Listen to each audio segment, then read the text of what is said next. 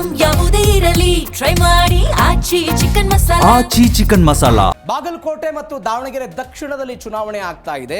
ಇವೆಲ್ಲದರ ನಡುವೆ ಬಿಜೆಪಿಯ ಚರಂತಿಮಠ್ ಬಾಗಲಕೋಟೆಯಲ್ಲಿ ಬಿಜೆಪಿ ಅಭ್ಯರ್ಥಿಯಾಗಿ ಕಣಕ್ಕಿಳಿದಿರೋದು. ಕಾಂಗ್ರೆಸ್ನಿಂದ ಉಮೇಶ್ ಮೇಟಿಗೆ ಟಿಕೆಟ್ ಕೊಡಲಾಗಿದೆ. ಏಪ್ರಿಲ್ 9ನೇ ತಾರೀಕಿಗೆ ಚುನಾವಣೆ ಆಗ್ತಾ ಇದೆ. ಇದರ ನಡುವೆ ಇದೀಗ ಒಂದು ಸಮೀಕ್ಷೆ ಹೊರಬಿದ್ದಿದೆ. ಈ ಸಮೀಕ್ಷೆಯಲ್ಲಿ ಬಿಜೆಪಿ ಒಂದು ಜಿದ್ದಿನ ಪೈಪೋಟಿ ಕೊಡಬಹುದು ಎನ್ನುವಂಥ ಲೆಕ್ಕಾಚಾರ.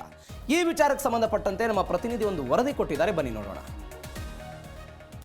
ಬಾಗಲಕೋಟೆ ವಿಧಾನಸಭಾ ಕ್ಷೇತ್ರದ ಉಪಚುನಾವಣೆಯ ರಣಕಣ ದಿನದಿಂದ ದಿನಕ್ಕೆ ರಂಗೇರ್ತಾ ಇದೆ. ಕಾಂಗ್ರೆಸ್ ಮತ್ತು ಬಿಜೆಪಿಯ ನಡುವೆ ಬಾಗಲಕೋಟೆ ವಿಧಾನಸಭಾ ಕ್ಷೇತ್ರದ ಉಪಚುನಾವಣೆಯ ರಣಕಣ ದಿನದಿಂದ ದಿನಕ್ಕೆ ರಂಗೇರ್ತಾ ಇದೆ. ಕಾಂಗ್ರೆಸ್ ಮತ್ತು ಬಿಜೆಪಿಯ ನಡುವೆ ನೇರ ಹಣಾಹಣಿ ಏರ್ಪಟ್ಟಿದ್ದು ನೆಕ್ ಟು ಫೈಟ್ ಇದೆ ಅಂತ ಹೇಳಲಾಗ್ತಾ ಇದೆ. ಅದರಲ್ಲೂ ಕೂಡ ಕಾಂಗ್ರೆಸ್ಗೆ ಬಂದಿರುವಂತಹ ಆಂತರಿಕ ಸಮೀಕ್ಷೆಯ ವರದಿ ಕಾಂಗ್ರೆಸ್ ಪಾಳೆಯವನ್ನ ನಿದ್ದೆಗೆಡಿಸುವಂತೆ ಮಾಡಿದೆ ಅಂತ ಹೇಳಲಾಗ್ತಾ ಇದೆ. ಯಾಕಂದ್ರೆ ಗೆಲುವಿನ ಅಂತರ ಬಹಳ ಕಡಿಮೆ ಇದೆ ಅಂತ ಹೇಳ್ತಾ ಇರುವ ಹಿನ್ನೆಲೆಯಲ್ಲಿ ಕಾಂಗ್ರೆಸ್ಸಿಗರು ಈಗ ಎಚ್ಚೆತ್ತುಕೊಂಡಿದ್ದಾರೆ ಅಂತ ಹೇಳಲಾಗ್ತಾ ಇದೆ. ಕಾರಣ ಸ್ವತಃ ಸಿಎಂ ಸಿದ್ದರಾಮಯ್ಯನವರು ಅಲರ್ಟ್ ಆಗಿದ್ದು ಸ್ವತಃ ತಾವೇ ಅಖಾಡಕ್ಕೆ ಇಳಿದಿದ್ದು. ಹಾಗಾದ್ರೆ ಬಾಗಲಕೋಟೆಯಲ್ಲಿ ಸಮೀಕ್ಷೆ ಹೇಳ್ತಾ ಇರೋದೇನು? ಬಾಗಲಕೋಟೆಯಲ್ಲಿ ಕೈ ಕೊಡ್ತಾನ ಮತದಾರ ಅನ್ನೋ ಪ್ರಶ್ನೆ ಇದೆ. ಏನು ಹಾಗಾದ್ರೆ ಬಾಗಲಕೋಟೆಯಲ್ಲಿ ಆಗ್ತಾ ಇರೋದು?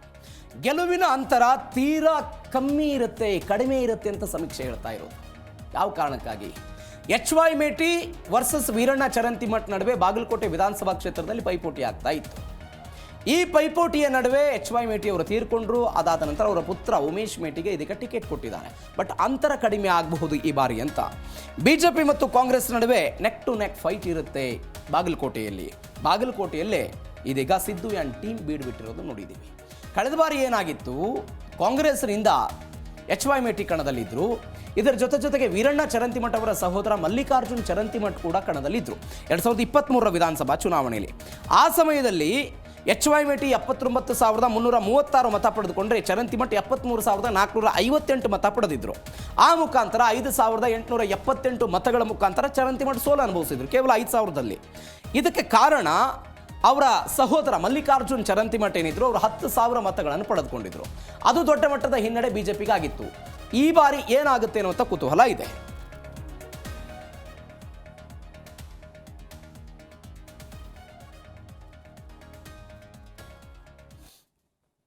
ಹಾಗಾದ್ರೆ ಕಾಂಗ್ರೆಸ್ಗೆ ಹಿನ್ನಡೆ ಆಗೋದಕ್ಕೆ ಕಾರಣಗಳು ಏನಿರಬಹುದು ನೋಡ್ತಾ ಹೋಗೋದಾದ್ರೆ ಆಂತರಿಕ ಬಂಡಾಯ ಮತ್ತು ಗುಂಪುಗಾರಿಕೆ ಇದೆ. ಆಂತರಿಕ ಸಮೀಕ್ಷಾ ವರದಿ ಗುಪ್ತಚರ ಇಲಾಖೆ ನೀಡುವಂತಹ ವರದಿಯ ಪ್ರಕಾರ ಗೆಲುವಿನ ಅಂತರ ಬಹಳ ಕಡಿಮೆ ಇದೆ ಅಂತ ಹೇಳಿರುವುದರಿಂದ ಸಿದ್ದರಾಮಯ್ಯನವರು ಸೇರಿದಂತೆ ಇಡೀ ಸಚಿವ ಸಂಪುಟ ಅಲರ್ಟ್ ಆಗಿದ್ದು ಕ್ಷೇತ್ರವನ್ನ ಉಳಿಸಿಕೊಳ್ಳುವುದಕ್ಕೆ ಈಗ ಪ್ರತಿ ತಂತ್ರಗಳನ್ನ ಹೆಣಿತಾ ಇರುವಂತದ್ದು.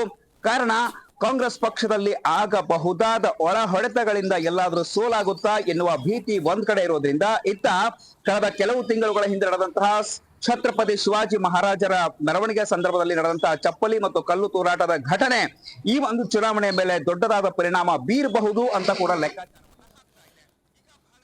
ಹಾಗಾದ್ರೆ ಕಾಂಗ್ರೆಸ್ಗೆ ಹಿನ್ನಡೆ ಆಗೋದಕ್ಕೆ ಕಾರಣಗಳೇನು ನೋಡ್ತಾ ಹೋಗೋದಾದ್ರೆ ಆಂತರಿಕ ಬಂಡಾಯ ಸಹಜವಾಗಿದೆ, ಗುಂಪುಗಾರಿಕೆ ಇದ್ದಿದ್ದನ್ನು ನಾವು ನೋಡಿದ್ದೀವಿ. ಲಿಂಗಾಯತ ಮತಗಳು ಈ ಬಾರಿ ಧ್ರುವೀಕರಣ ಆಗಬಹುದು ಎನ್ನುವಂಥ ಚರ್ಚೆಗಾಗ್ತಾ ಇದೆ. ಶಿವಾಜಿ ಜಯಂತಿಯ ಮೆರವಣಿಗೆಯ ಒಂದು ಗಲಾಟೆ ಏನಾಯಿತು ಬಾಗಲಕೋಟೆಯಲ್ಲಿ, ಅದು ಕೂಡ ದೊಡ್ಡ ಮಟ್ಟದ ಸದ್ದು ಮಾಡಬಹುದು ಅಂತ. ಅಂದರೆ ಒಂದೇ ಕುಟುಂಬದ 4 ಜನ ಈ ಟಿಕೆಟ್ಗಾಗಿ ಆಕಾಂಕ್ಷಿಗಳಾಗಿದ್ದರು. ಅವರ ಅನುಸಂಧಾನ ಮಾಡೋದಕ್ಕೆ ಬೆಂಗಳೂರಿಗೆ ಕರೆಸಲಾಯಿತು. ಸಭೆಗಳ ಮೇಲೆ ಸಭೆಗಳನ್ನು ಮಾಡಿದ್ದನ್ನು ನಾವು ನೋಡಿದ್ದೇವೆ. ಅದು ಹೇಗೆ ಎಫೆಕ್ಟ್ ಆಗುತ್ತೆ? ಇದು ಸದ್ಯಕ್ಕಿರುವಂಥ ಪ್ರಶ್ನೆ. ಲಿಂಗಾಯತ ಮತಗಳು ಇಲ್ಲಿ ಏನಾಗುತ್ತೆ, ಯಾರ ಕಡೆ ಹೋಗ್ತಾರೆ ಅನ್ನುವಂಥದ್ದು. ಬಿಕಾಸ್ ವೀರಣ್ಣ ಚರಂತಿಮಠ್ ಲಿಂಗಾಯತ ಸಮುದಾಯದಿಂದ ಬರುವಂತಹ ನಾಯಕರು. ಹೀಗಾಗಿ ಅದು ಏನಾಗುತ್ತೆ ಅನ್ನುವಂಥ ಪ್ರಶ್ನೆ ಇದೆ. ಶಿವಾಜಿ ಜಯಂತಿಯ ಘಟನೆ ಏನಾಗುತ್ತೆ ಅದು ಕೂಡ ಸದ್ಯಕ್ಕಿರುವ ಪ್ರಶ್ನೆ.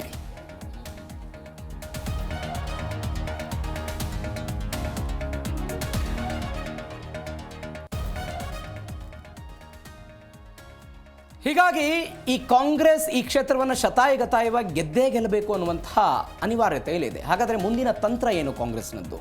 ಯಾವ ತಂತ್ರಗಳನ್ನು ಅನುಸರಿಸ್ತಾರೆ? ಕ್ಷೇತ್ರಕ್ಕೆ 5-6 ಸಚಿವರೆಲ್ಲ ಅಂದರೆ ಆ ದಂಡು ಬರ್ತಾ ಇದೆ, ಪ್ರಚಾರ ಮಾಡ್ತಿದ್ದಾರೆ, ಅತೃಪ್ತರ ಸಂಧಾನ ಮಾಡಲಾಗ್ತಿದೆ, ಬಂಡಾಯ ತಡೆಯುವಂತಹ ಪ್ರಯತ್ನವನ್ನು ಮಾಡಲಾಗ್ತಿದೆ. ಯಾರ್ಯಾರು ಬಂಡಾಯ ಅಂದರೆ ಒಬ್ಬ ಕಾಂಗ್ರೆಸ್ನ ನಾಯಕರು ಕೂಡ ನಾಮಿನೇಷನನ್ನು ಸಲ್ಲಿಕೆ ಮಾಡಿದ್ರು, ಅವರನ್ನು ವಾಪಸ್ ತೆಗೆದುಕೊಂಡಿದ್ದಾರೆ.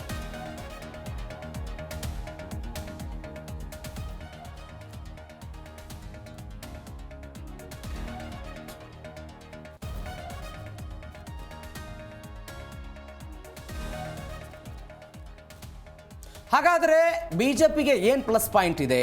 ಬಾಗಲಕೋಟೆ ವಿಧಾನಸಭಾ ಕ್ಷೇತ್ರದಲ್ಲಿ ಶಿವಾಜಿ ಮಹಾರಾಜರ ಮೆರವಣಿಗೆ ವೇಳೆ ಗಲಾಟೆ ಏನಾಯ್ತಲ್ಲ, ಆ ಗಲಾಟೆ ಬಿಜೆಪಿಗೆ ಅಸ್ತ್ರ ಆಗ್ಬೋದು ಅಂತ ಅದನ್ನು ಕೂಡ ಚುನಾವಣಾ ಪ್ರಚಾರದಲ್ಲಿ ಅವರು ದೊಡ್ಡ ಮಟ್ಟದಲ್ಲಿ ಬಿಂಬಿಸ್ತಾ ಇದ್ದಾರೆ. ಹಿಂದೂ ಧರ್ಮದ ಮತಗಳ ಧ್ರುವೀಕರಣಕ್ಕೆ, ಅಂದರೆ ಹಿಂದೂ ಮತಗಳನ್ನು ತಮ್ಮ ಬಳಿ ಸೆಳೆ ಹಿಡಿಯುವಂತಹ ಪ್ರಯತ್ನವನ್ನು ಅವರು ಮಾಡ್ತಾ ಇದ್ದಾರೆ.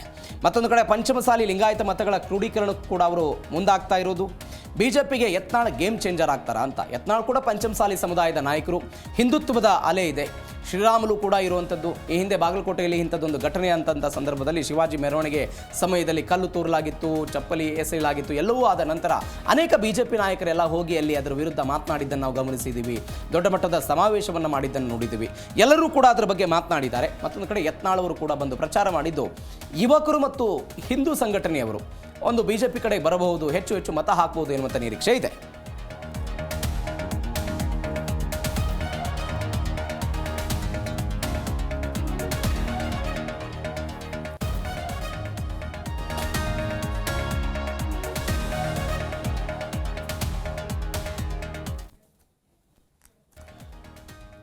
ಬಾಗಲಕೋಟೆ ವಿಧಾನಸಭಾ ಕ್ಷೇತ್ರಕ್ಕೆ ಸಂಬಂಧಪಟ್ಟಂತೆ ಇಂಥದ್ದೊಂದು ಸಮೀಕ್ಷೆ ಹೊರಗೆ ಬಂದಿದೆ. ಹಾಗಾದರೆ ಬಾಗಲಕೋಟೆಯಲ್ಲಿ ಕಾಂಗ್ರೆಸ್ ಮತ್ತು ಬಿಜೆಪಿ ನಡುವೆ ಜಿದ್ದಾಜಿದ್ದು ಹೇಗಿದೆ? ಈ ವಿಚಾರಕ್ಕೆ ಸಂಬಂಧಪಟ್ಟಂತೆ ನಮ್ಮ ಬಾಗಲಕೋಟೆ ಪ್ರತಿನಿಧಿ ಸೋಮಶೇಖರ್ ಅವರು ಒಂದು ವರದಿ ಕೊಟ್ಟಿದ್ದಾರೆ, ಬನ್ನಿ ನೋಡೋಣ. ಹೊಡೆತಗಳ ಪರಿಣಾಮವಾಗಿ ಎರಡೂ ಪಕ್ಷಗಳಲ್ಲಿ ಏನು ಬೇಕಾದರೂ ಆಗಬಹುದು ಎನ್ನುವ ಆಂತರಿಕ ಸಮೀಕ್ಷೆ ಇರುವುದರಿಂದ ಎರಡೂ ಪಕ್ಷದಲ್ಲಿನ ಘಟಾನುಘಟಿಗಳು ಈಗ ತಂತ್ರ ಪ್ರತಿತಂತ್ರದಲ್ಲಿ ತೊಡಗಿದ್ದು ಸ್ವತಃ ಸಿಎಂ ಸಿದ್ದರಾಮಯ್ಯನವರೇ ಅಖಾಡಕ್ಕೆ ಇಳಿದು ಬಾಗಲಕೋಟೆಯ ನಗರ ಪ್ರದೇಶ ಮತ್ತು ಗ್ರಾಮೀಣ ಭಾಗಗಳಲ್ಲಿ ಪ್ರಚಾರವನ್ನ ಮಾಡ್ತಾ ಇದ್ದಾರೆ. ಹೀಗಾಗಿ ಸತ್ಯಕ್ಕೆ ಒಳ ಹೊಡೆತಗಳ ಮರ್ಮದಿಂದಾಗಿ ಏನು ಬೇಕಾದರೂ ಆಗಬಹುದು, ಯಾರೇ ಗೆದ್ದರೂ ಗೆಲುವಿನ ಅಂತರ ಬಹಳ ಕಡಿಮೆ ಎನ್ನುವ ಆಂತರಿಕ ಸಮೀಕ್ಷೆ ಎರಡೂ ಪಕ್ಷಗಳ ಯತ್ನಾಳ್ ಬಿಜೆಪಿ ನಡುವೆ ಬಾಗಲಕೋಟೆ ಬಂದ ಇದೆ. ಏನ್ ಬಂದ ಹಾಗಾದರೆ? ಚರಂತಿಮಠ್ ಪರವಾಗಿ ಪ್ರಚಾರ ಮಾಡ್ತಾ ಇದ್ದಾರೆ. ಹಾಗಾದರೆ ವಾಪಸ್ ಬಿಜೆಪಿ ಸೇರ್ಪಡೆ ಆಗ್ತಾರಾ ಬಸನಗೌಡ ಪಾಟೀಲ್ ಯತ್ನಾಳ್? ಇದು ಸದ್ಯಕ್ಕಿರುವಂತಹ ಕುತೂಹಲ. ಬಿಜೆಪಿ ಒಗ್ಗಟ್ಟಿನ ಮಂತ್ರ ಕಾಂಗ್ರೆಸ್ ವಿರುದ್ಧ JCB ಕೆಂಡ ಆಗಿರೋದು.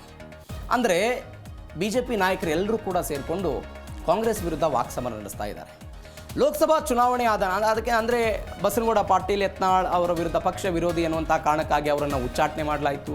ಅಂದರೆ ರೆಬಲ್ ಟೀಮ್ ಅನ್ನೋ ಕಾರಣಕ್ಕಾಗಿ ದೆಹಲಿಯಲ್ಲಿ ಹೋಗಿ ಬಿಟ್ಟಿದ್ರು. ಎಲ್ಲವೂ ಆಗಿತ್ತು. ನಾವು ಹೊಸ ಪಕ್ಷ ಕಟ್ತೀನಿ ಅಂತ ಬಸನಗೌಡ ಪಾಟೀಲ್ ಯತ್ನಾಳ್ ಹೋಗ್ತಾ ಇದ್ರು. ಇವೆಲ್ಲವೂ ಆದ ನಂತರ ಇದೀಗ ಬಿಜೆಪಿಯ ಪರವಾಗಿ ಪ್ರಚಾರ ಮಾಡ್ತಿದ್ದಾರೆ. ವಾಪಸ್ ಬರ್ತಾರಾ ಅನ್ನುವಂಥದ್ದು ಸದ್ಯಕ್ಕಿರುವ ಪ್ರಶ್ನೆ.